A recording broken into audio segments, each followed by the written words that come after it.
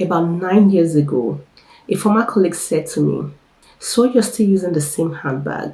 And he said this without knowing my struggles. I was saving because I knew I was on a contract, just in case the contract wasn't being renewed. So I would have little money to start up something. So when he said this, it really hit me hard because it was on the same day I was going to receive news about my contract, and my contract wasn't being renewed.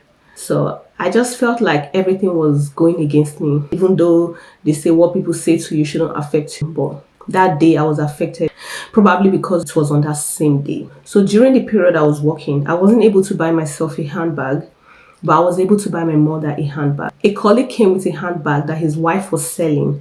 And when I saw this handbag, I said, "It looks really good.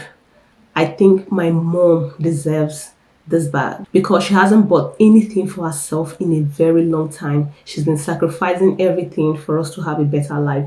So I decided to take that bag to my mother and not for myself. And my mom called me some weeks ago, which is like 9 years later. And she mentioned that bag to me. She was thanking me for all the things I've done. She said, "When you were working, you never bought a bag for yourself, but you found me worthy of using such a bag." That I really appreciate that bag. I haven't forgotten.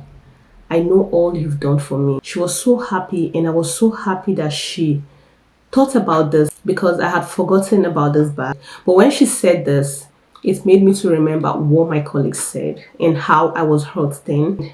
I said, sometimes the appreciation will heal all the past pain, all the mockery. And also considering that today I have a lot of bags, very good bags. I can't even use all of them. I don't even have the time to transfer things from one bag to another. Bags are not a problem to me, and it was never a problem to me. But he saw it as a problem. In fact, he used it to gauge my success. He used it to tell if I was financially successful or not. But one thing you need to know is that you can say you've never hurt people, but with your words, you've hurt a lot of people. With your words, you've put people into depression. You've pushed them to do things they shouldn't do. With your words, you've probably made some people take their life. So we have to be mindful of the things we say to people or the questions we ask. When you say things like, "At your level, you're not driving, you don't have a car, you don't have a house. At your age, you're still on this level. At your age, you're not married. You've not been able to find a husband. You've not been able to find a wife. Or you've been married for years. You don't have a child." Words like this actually hit people, but you have no idea they do. And you go around feeling innocent, but you're not.